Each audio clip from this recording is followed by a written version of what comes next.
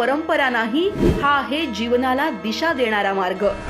हे केवळ विधी नाहीत, हे आहेत शास्त्राच्या अधिष्ठानावर उभे असलेले संस्कार. सनातन धर्मातील सण, पूजा, आचार आणि त्यामागचा अर्थ शास्त्रीय दृष्टिकोनातून, साधकांच्या संवादातून. सनातन संवाद, परंपरा, शास्त्र आणि सत्याचा संवाद. या रविवारी पाहुयात सनातन संस्थेचे अमोल कुलकर्णी यांची धार्मिक स्थळांचे पावित्र्य या संदर्भातील मुलाखत. आर चॅनेल, सर्वांच्या घराघरात, प्रत्येकाच्या मनामनात. नमस्कार. हिंदू धर्मातील सण, उत्सव, श्रद्धा, परंपरा अशा विविध गोष्टीवरती आध्यात्मिक आणि शास्त्रीय दृष्टिकोनातून प्रकाश टाकणाऱ्या सनातन संवाद या विशेष मालिकेत पुन्हा एकदा आपल्या सर्वांचं मनपूर्वक स्वागत. सध्या आपण पाहतोय आपली धर्मस्थळं ही आता पर्यटन स्थळं वाटावीत अशा पद्धतीनं लोकांची गर्दी दिसत आहे. आणि आता आपण नुकतंच काल परवाचा एक व्हिडिओ बघितला. गंगा नदीमध्ये एक तरुण, आता तथाकथित व्हिडिओ आहे तो, दारू पितानाचा व्हिडिओ व्हायरल झालेला आहे. मग अशी अवस्था आपल्या हिंदू धर्माची आता का होते, याच्यावरती आपण दर्शन संहिता काय असावी, तिथली व्यवस्था कशी असावी आणि आपण तिथं नेमकं भाविक म्हणून आपण देवस्थानच्या ठिकाणी आपला वावर कसा असावा, अशा विविध गोष्टींना आज आपण विचार करणार आहोत. आणि यासाठी आपल्यासोबत सनातन संस्थेचे माननीय अमोल कुलकर्णी सर या विषयावरती बोलण्यासाठी आपल्या स्टुडिओमध्ये उपलब्ध आहेत. आपण त्यांचं मनपूर्वक स्वागत करतोय. सर, आपलं मनपूर्वक स्वागत. आपण आता बघताय, या विषयाला अनुसरून कालच एक व्हिडिओ व्हायरल झाला गंगा नदी मधल्या तरुणाचा. आणि अशी अवस्था झाली आपल्या देवदर्शनाच्या ठिकाणी जाणाऱ्या भाविकांची, म्हणजे भाविकांनी ती स्वतः केलेली आहे. नेमकं काय सांगाल, कशी सुरुवात करूया यावर चर्चा करण्यासाठी? सर्वप्रथम माझ्या आर न्यूजच्या दर्शकांना नमस्कार. सनातन संस्थेचे संस्थापक सच्चिदानंद परब्रह्म डॉक्टर जयंत आठवले यांच्या चरणी वंदन करतो आणि आजच्या या भागाला सुरुवात करूया आपण. खूप सुंदर, खरंच खूप सुंदर आणि आवश्यक विषय हा आज तुम्ही निवडला. आणि प्रश्न पण खूप असा समर्पक आणि मार्मिक प्रश्न आहे की खरंच म्हणजे आज आपण बघतो की मंदिरं जी आहेत ही पर्यटनाची केंद्र झाली आहेत का, आणि झाली असतील त्याला जबाबदार कोण आहे? म्हणजे मंदिरांचा उद्देश काय आहे? आपल्याकडे जे मंदिर संस्कृतीचा उद्देश काय आहे? तर मंदिरं जी आहेत ना, ही चैतन्याचा स्रोत, ईश्वराच्या ज्या लहरी आहेत तर त्या लहरी ग्रहण करून प्रक्षेपित करण्याचं ठिकाण जे असेल ते आहे मंदिर. आपल्या मनामध्ये भाव, भक्ती निर्माण करण्याची जी शक्ती आहे, ती शक्ती कुठे आहे? तर ती आहे त्या मंदिरांमध्ये. तर अशा या मंदिरांची जी तुम्ही म्हटलात की ही जी स्थिती झालेली आहे, तर ही कुणामुळे झाली आहे? तर ही खरंच आजच्या हिंदूंमुळेच झालेली आहे. आपल्या मंदिरे कोणासाठी आहेत सांगा? मंदिरे भक्तांसाठी आहेत ना. मंदिरे ही पर्यटकांसाठी नाही आहेत. आपण जर भक्त म्हणून मंदिरात गेलो तर निश्चितच त्याचा आपल्याला लाभ होणार आहे, कारण त्यातून आपली साधना होणार आहे. कारण मंदिर हे फक्त पाहण्याचं नाही, देवतांच्या मूर्ती ह्या काही शोभेच्या वस्तू नाहीयेत. तर मनोभावे त्याचं दर्शन घेऊन देवतेची कृपा संपादन करण्यासाठीच एक माध्यम म्हणजे मंदिर आहे. देवाची या ठाई उभा क्षणभरी असं म्हटलंय ना. म्हणजे एक क्षण जरी तुम्ही तिथे तुमचं सगळं पद, प्रतिष्ठा, अहंकार, मान, सन्मान बाजूला ठेवून तुम्ही तिथे देवासमोर नतमस्तक झालात तर खऱ्या अर्थाने तुमच्यावर देवाची कृपा होणार आहे. पण हा जो भाग आहे ना, हा कुठतरी बाजूला जाऊन पडलेला आपण बघतो. मंदिरात गेलो तर आपल्याला काय लक्षात येतं की तिथे ना बऱ्याच जणांचं लक्ष कुठे असतं? सेल्फी काढणं किंवा फोनवरून फोटो काढणं किंवा पुढचे प्लॅनिंग्स, म्हणजे आता इथून पुढे काय करायचंय. मंदिरांमध्ये आपण बघतो की दर्शनाला पण गर्दी असते आणि गर्दीमध्ये पण ना जे भाविक असतात तर त्यांची चढावड कुठे लागलेली असते? आपल्याला दर्शन आधी कसं मिळेल. म्हणजे ज्या देवतेची ओढ वाटायला पाहिजे ना, ती ओढ कुठेतरी कमी असते असं लक्षात येते. बरोबर. मग ही जी सगळी दुःस्थिती आहे ना, ही दुःस्थिती कशामुळे झालेली आहे? तर आपण त्या मंदिराकडे एक पर्यटन केंद्र बघतो आहोत म्हणून. तर ते कारण तुम्ही म्हणता ते आहेच आहे. त्याला दुसरे कारण काय आहे? तर आपल्या मंदिराचं जे महात्म्य आहे, मंदिरांचं महत्व आहे, मूर्तीशास्त्र आहे, मंदिरांमध्ये असलेलं स्थापत्यशास्त्र आहे, या विषयाची माहिती देण्याचं ठिकाणच आज कुठे नाहीये. आता मला सांगा की आपण आता कोल्हापूरमध्ये आहोत, बरोबर? आता कोल्हापूरमध्ये जे आपण म्हणतो 3.5 शक्तिपीठापैकी असलेले एक शक्तिपीठ आहे महालक्ष्मी देवीचं. त्या महालक्ष्मी देवीच्या मूर्तीची वैशिष्ट्य आहेत, ती वैशिष्ट्य किती जणांना माहित असतात? किंवा ज्या मंदिराचं जे स्थापत्यशास्त्र आहे तर ते स्थापत्यशास्त्र कसं आहे, किंवा तिथे जो किरणोत्सव होतो त्या किरणोत्सवाचे वैशिष्ट्य हे आलेल्या सगळ्या भाविकांना माहित असतात का? नाही. माहित असतात, अजिबात माहित नसतात. म्हणजे आपणच कमी पडतोय की आपल्या हिंदूंनाच आपल्या मंदिरांचं महात्म्य सांगणं, मंदिरांचं वैशिष्ट्य सांगणं, मूर्तीचं वैशिष्ट्य सांगणं, स्थापत्यशास्त्र सांगणं, हे कुठेही आपण कमी पडतोय हे जर त्यांना सांगितलं तर निश्चितच त्यांच्यामध्ये ते गांभीर्य पण निर्माण होऊ शकतं ना. तर तो एक भाग आपण बघतो, तो कमी पडतोय. त्यामुळे पण कुठेतरी जो आध्यात्मिक स्तरावरचा लाभ व्हायला पाहिजे तो लाभ आज भाविकांना होत नाहीये, आणि म्हणून मंदिर हे पर्यटक स्थळ झालेलं असं एक स्थिती निर्माण झाली आहे. तिसरं म्हणजे काय तर अजून एक कारण, तर पूर्वी ना धर्मशाळा असायच्या, मंदिरांच्या ठिकाणी धर्मशाळा असायच्या की जिथं काय तर भाविक यायचे, कोणाच्या पोथ्या पारायण असायची. त्या धर्मशाळेमध्ये कसं असायचं, 4 भिंती असायच्या, एक आडोसा असायचा, आणि तिथे राहून जे भाविक असायचे तर ते त्यांचं ते व्रतवैकल्य असेल, पारायण पोथी वाच असेल, ते सगळं करायचे. म्हणजे भक्तांसाठीची निवासाची सोय ही तिथं केली असायची, आणि म्हणून त्या धर्मशाळांना भक्त निवास पण म्हणायचं. आज काय झालंय तर धर्मशाळांचं स्वरूप झालंय लॉजेसमध्ये. बरोबर. भक्त जे येतात ते त्यांचा पहिला प्रश्न असतो, डबल बेड आहे का, एसी रूम आहे का, टीव्ही आहे का. म्हणजे आपण गेलोय कशासाठी तर आपण देवदर्शनासाठी गेलोय, पण तिथे आपण काय बघतो तर ह्या सोयी बघतोय. मंदिरांमध्ये म्हणजे हे एक कारण आहे की व्यापारीकरण वाढलंय. बरोबर. मंदिरांमध्ये धर्मशिक्षणाचे फलक पाहिजेत. मंदिरामध्ये दर्शन कसं घ्यायचं, मला वाटतं आपण एक भाग आपण केलेला आहे, आर्नूच्या प्रेक्षकांनी आठवत असेल, की ज्यामध्ये आपण देवळात दर्शन कसं घ्यायचं ह्याच्यावर आपला एक पूर्ण भाग झालेला आहे. आणि देवळात दर्शन घेण्याची एक अध्यात्मशास्त्रीय सुंदर अशी एक पद्धत आहे, त्यामागचे शास्त्र आहे. हे शास्त्र जर सांगणारे जर फलक तिथे असतील तर निश्चितच भाविक ते फलकही वाचतील आणि त्या फलकाप्रमाणे कृतीही करतील ना. कारण मंदिर हे काय आहे ना तर ज्ञानदान करण्याचं एक ठिकाण आहे. मंदिर ते एक माध्यम आहे, पण ते कुठं नाही. त्याच्यावर आज फलक काय आढळतात तर जे राज्यकर्ते असतील त्यांचे कुठेतरी फलक आढळतात, किंवा जे होऊ घातलेले राज्यकर्ते असतील भविष्यातले त्यांचे मोठे मोठे फलक आढळतात. म्हणजेच काय तर मंदिर परिसर हा कुठेतरी विद्रूपच केला जातो हे आपल्या लक्षात येतं. आपण जर मंदिराच्या बाहेर एखाद्या तीर्थक्षेत्राच्या बाहेर आपण पडलो तर आपल्या लक्षात कसं येतं, तिथं दुकानं कसली असतात, पान, तंबाखू, गुटखा, म्हणजे अशा प्रकारची दुकानं या मंदिराच्या अवतीभोवती आपल्याला बघायला मिळतात.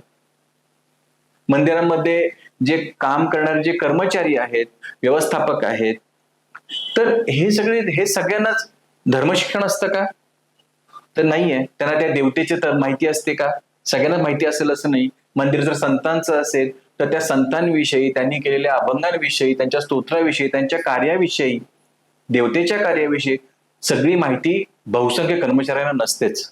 आणि म्हणून तिथले कर्मचारी पण तिथे ते काम करतात ना तर ते सेवा म्हणून करत नाही, ते काम म्हणून करतात. आणि म्हणून त्यांच्यात पण भक्तिभाव अल्प असतो, आणि त्याचाही एकत्रित परिणाम हा कुठेतरी त्या मंदिराच्या चैतन्यावर होतो. आणि म्हणून आज स्थिती काय झाली आहे की बहुसंख्य भाविकांना मंदिरात गेल्यावर जो आध्यात्मिक अनुभव यायला पाहिजे ना, जे चैतन्य किंवा शांतीची अनुभूती यायला पाहिजे, तर ती अनुभूती येत नाही. याचं कारण म्हणजे मुळातच सात्विकता जी आहे ती टिकवून राहायला पाहिजे ती अल्प झालेली असते.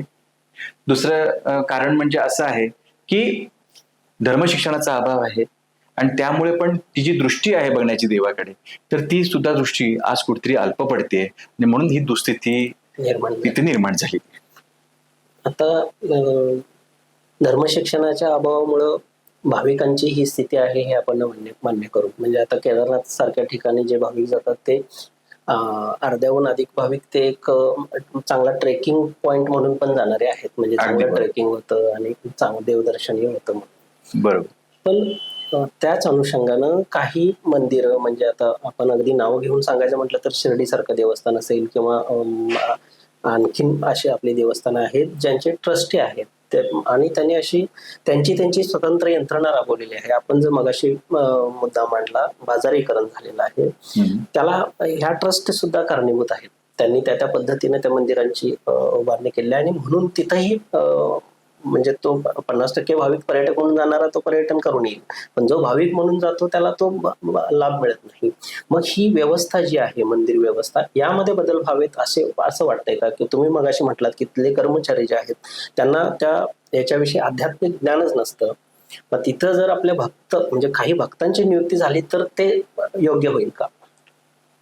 म्हणजे अगदी बरोबर, तुम्ही अगदी खूप छान हा प्रश्न विचारला. मुळात काय आहे ना, जसं आपण मगाशी म्हटलं की मंदिर ही भक्तांसाठी आहे.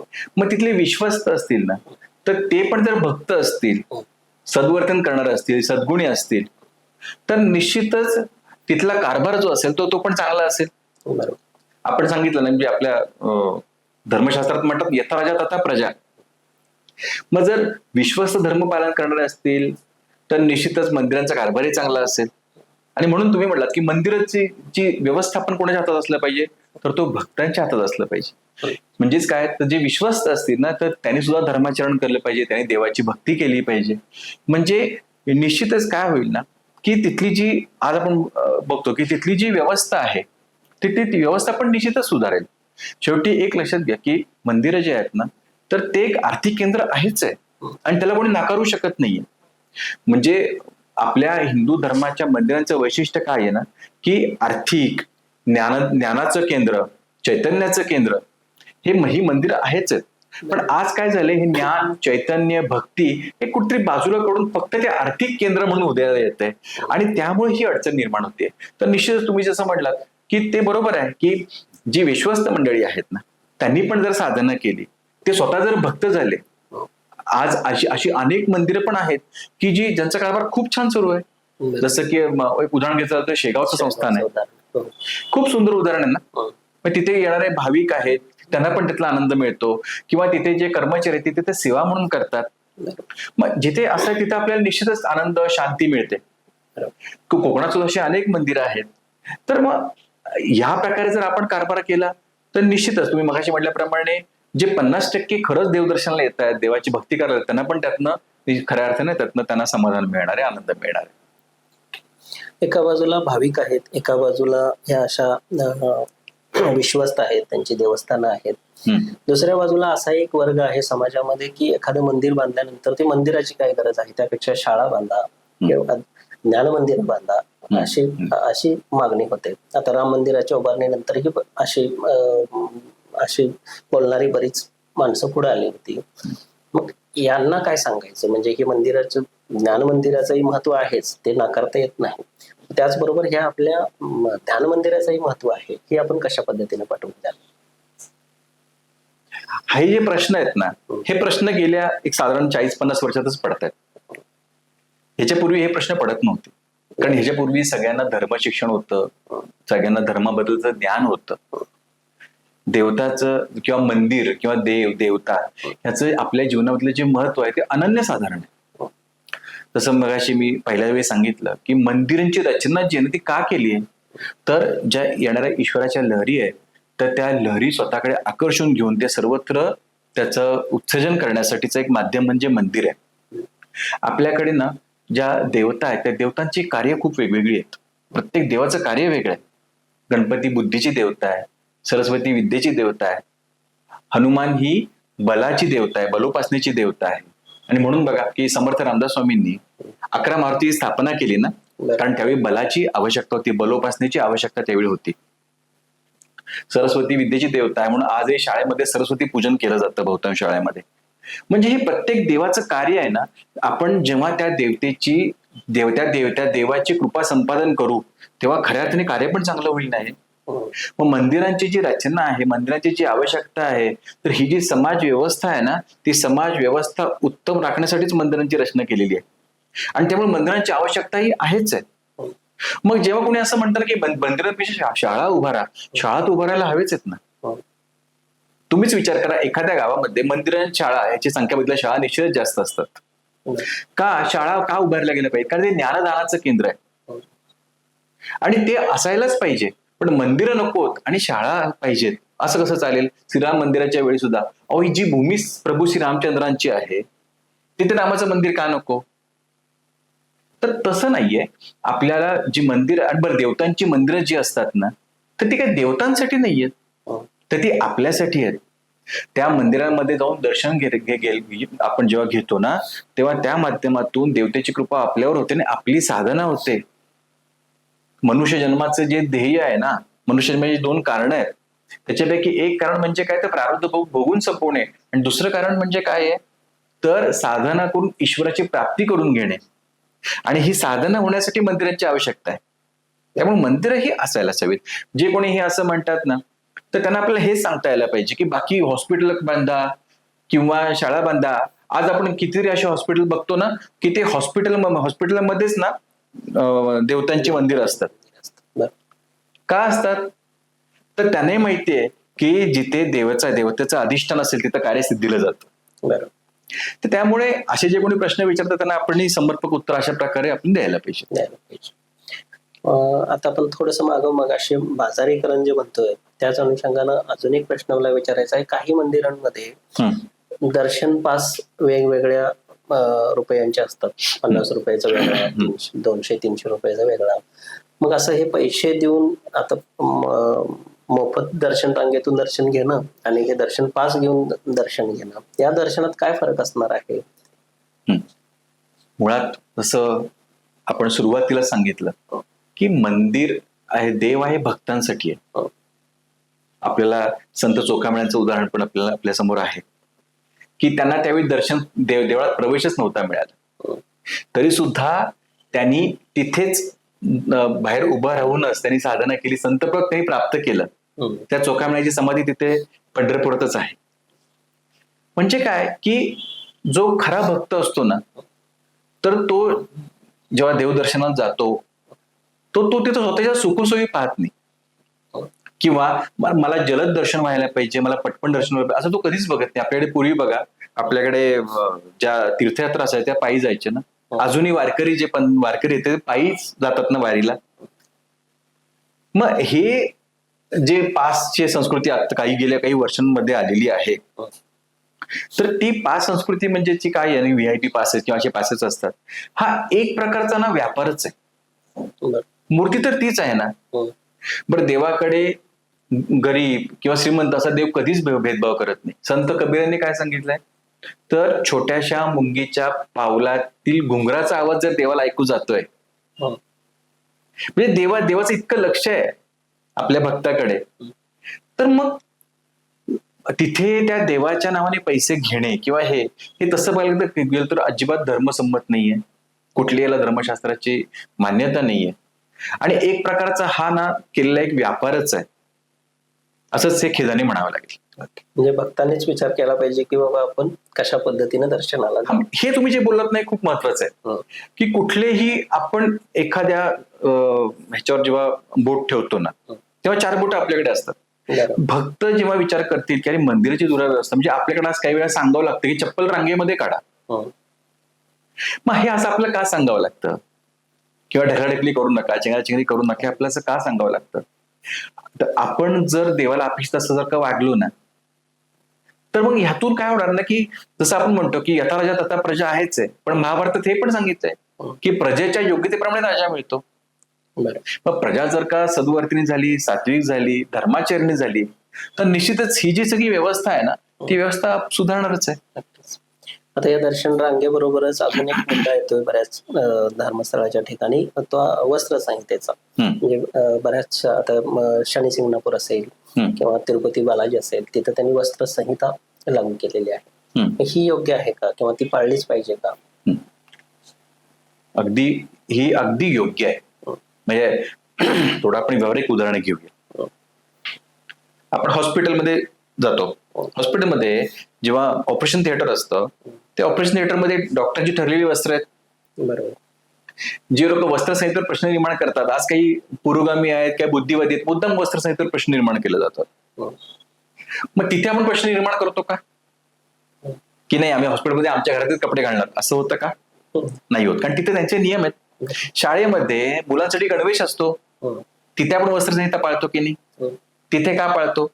कारण आपण शाळेमध्ये जेव्हा जातो ते गणवेश घालून जातो तर त्या शाळेची एक शिस्त आहे. मग तसंच आपण देवळामध्ये जेव्हा जातो, मंदिरांमध्ये, तेव्हा देवाची भक्ती करण्यासाठी जातो. तिथे आपण आचाराने, विचाराने, आपल्या वागण्या बोलण्याने शुद्ध असलं पाहिजे, देहाने शुद्ध असलं पाहिजे. आणि या देहशुद्धीमध्ये ना आपण देहावर वस्त्र चढवतो ना, ती वस्त्र पण कशी असायला पाहिजेत, तर ती पण शुद्ध. शुद्ध याचा अर्थ काय? धुतलेली नव्हे केवळ. शुद्ध म्हणजे काय? तर सात्विक. कारण आपली जी वस्त्र आहेत ती जर सात्विक असतील तर निश्चितच आपल्या पण सात्विकतेमध्ये वाढ होते. मग वस्त्रसंहिता आज ठरवण्याची वेळ ही का आली आहे?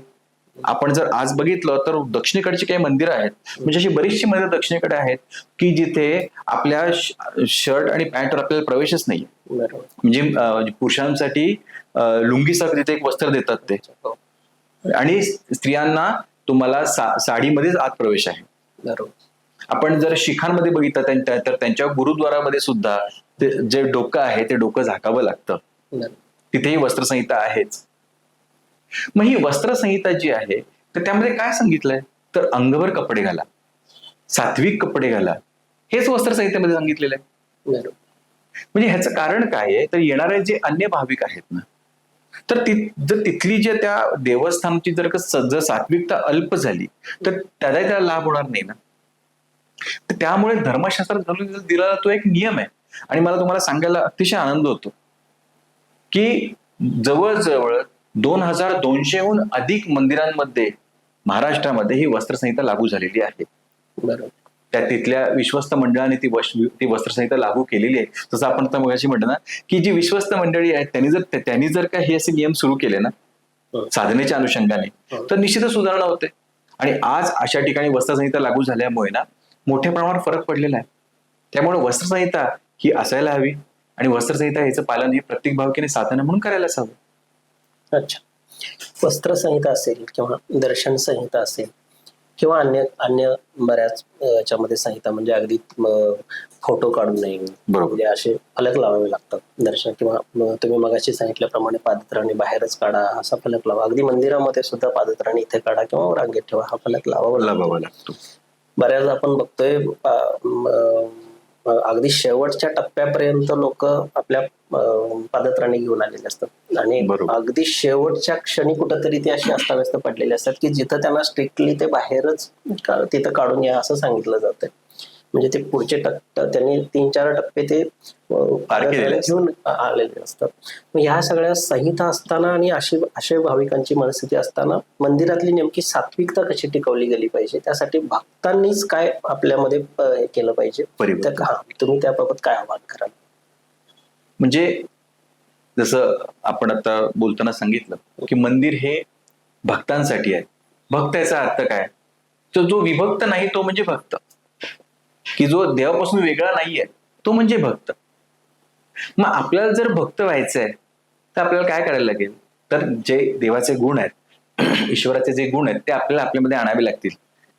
देव कसा आहे, देव हा निर्दोष आहे, दोषरहित आहे. आपल्याला पण आपल्यातले दोष आहेत ते दोष सगळे घालवावे लागतील, देवाचे गुण आणायला लागतील. देवाचा सगळ्यात आवडता गुण कुठला, तो म्हणजे शिस्त. आपल्याला ती शिस्त आपल्यामध्ये मांडवावी लागेल.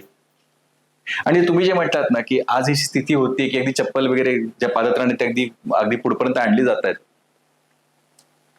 ही स्थिती का निर्माण झाली आहे, तर आपल्याकडे ना हिंदू धर्मामध्ये त्याग सांगितलेला आहे, आणि आज आपण ह्या त्यागापासून दूर झालेलो आहोत.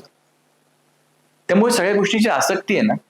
आपण पाहतो ना की रांगेत असतात लोक, पण रांगेत पण मोबाईलवर बोलत असतात. मग एक भक्त म्हणून आपण काय करायला पाहिजे, तर आपण जसं देवळामध्ये जातो, जसं आता तुम्ही म्हटलात की दर्शन संहिता, देवळात दर्शन घेण्याचं पण शास्त्र आहे. आपण याच्या आधीच्या भागात सांगितलंय, अगदी थोडक्यात सांगतो आता की आपण जेव्हा मंदिरात जाणार, मंदिरात जाताना सात्विक जो वेश आहे तो सात्विक वेशभूषा प्रदान करूया, आपली केशभूषा सात्विक आहे ना ते पाहूया. मंदिरामध्ये आपण जेव्हा आत जातो आपली पादत्राणे एका ओळीमध्ये व्यवस्थित आपण ठेवूया. आत गेल्यावरतीच आपल्या सुरुवातीला तिथे जर पाय धुण्याची सोय असेल तर अवश्य पाय धुवायचे, चूळ भरायचे, आपल्या डोळ्याला पाणी लावायचंय. जे भाविक शिखा ठेवतात त्यांनी शिखा म्हणजे मागे केस ठेवतात त्याला पाणी लावायचंय. त्यानंतर पुढे आल्यावर आपल्याला सर्वात आधी कळसाचं दर्शन घ्यायचंय, देवाला प्रार्थना करायची.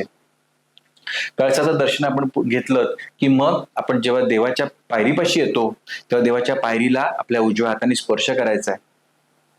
आणि मग पायरीचं दर्शन घेऊन आपण जेव्हा देवाच्या गाभाऱ्यामध्ये गर्भगृहामध्ये जातो तर तिथे आपल्याला देवाचं दर्शन घ्यायचंय. ते देवदर्शन घेत असताना जर का शिवाचं असेल मंदिर तर तिथे नंदी आणि ती शिवपिंड यांच्या मध्ये कुठे उभं नको राहायला. इतर देवळांमध्ये कासव असतं, त्या कासव आणि देवतांच्या मध्ये उभे नको राहायला, एका बाजूला उभं राहून आपल्याला देवदर्शन घ्यायचंय. जर आपण शिवमंदिरामध्ये असू तर शृंग दर्शन घ्यायचं. ते कसं घ्यायचं आपण याच्या आधी पाहिलंय. हे असं दर्शन एकदा घेऊन झालं, हे सगळे करत असताना आपण रांगेत उभे आहोत तर आपल्याला नामस्मरण करायचं. नामस्मरण करताना मध्ये प्रार्थना करायची की देवा तुझी कृपादृष्टी माझ्यावर अखंड राहू दे, या दर्शनाचा मला आध्यात्मिक स्तरावर लाभ होऊ दे. ही प्रार्थना आपण सतत करूया. एक देवदर्शन झालं की आपल्याला देवाला प्रदक्षिणा ज्या आहेत त्या प्रदक्षिणा घालायच्यात. पुरुष देवता असेल तर समसंख्येने, स्त्री देवता असेल तर विषम संख्येने आपल्याला प्रदक्षिणा घालायच्यात. जर शिवाचं मंदिर असेल तर आपल्याला अर्ध प्रदक्षिणा घालायचे. आणि मग जाताना पुन्हा एकदा आपल्याला जो हे आहे जो मंडप आहे, मंडपात आपण जेव्हा देवातून बाहेर पडतो, कळस आहे, त्या कळसाचं पुन्हा एकदा दर्शन घ्यायचंय आणि देवाप्रती कृतज्ञता व्यक्त करायची की देवा तुझ्या कृपेने मी दर्शन घेतलं. मग जेव्हा आपण या स्थितीत असू दर्शनाच्या, निश्चितच आपल्या मनामध्ये इतरांशी बोलण्याचा विचारही येणार नाही. निश्चितच आपल्या मनामध्ये देवतांविषयी देवता सोडून इतर विचार येणारच नाहीत. आणि असं जर घेतलं तर खऱ्या अर्थाने आपल्याला दर्शनाचा, त्या देवदर्शनाचाही लाभ होईल, तिथलं वातावरणही सात्विक राहील, आपल्याकडून पण धर्मपालन होईल आणि खऱ्या अर्थाने देवतेची कृपा ही आपल्यावर होईल. नक्कीच देवदर्शनाच्या ठिकाणी फक्त देवदर्शनासाठी म्हणजे देवाच्या दर्शनासाठी जाणं आणि ते पर्यटन स्थळ म्हणून त्याच्याकडे न बघणं, यातला जो तुम्ही अगदी म्हणजे विस्तृतपणे याविषयी मार्गदर्शन केलं, तुमच्या दर्शकही त्याच पद्धतीने नक्की विचार करतील. आणि आपण आलात आणि याविषयी आमच्या दर्शकांना मार्गदर्शन केलं याबद्दल आपल्या मनपूर्वक आभार. धन्यवाद. नमस्कार.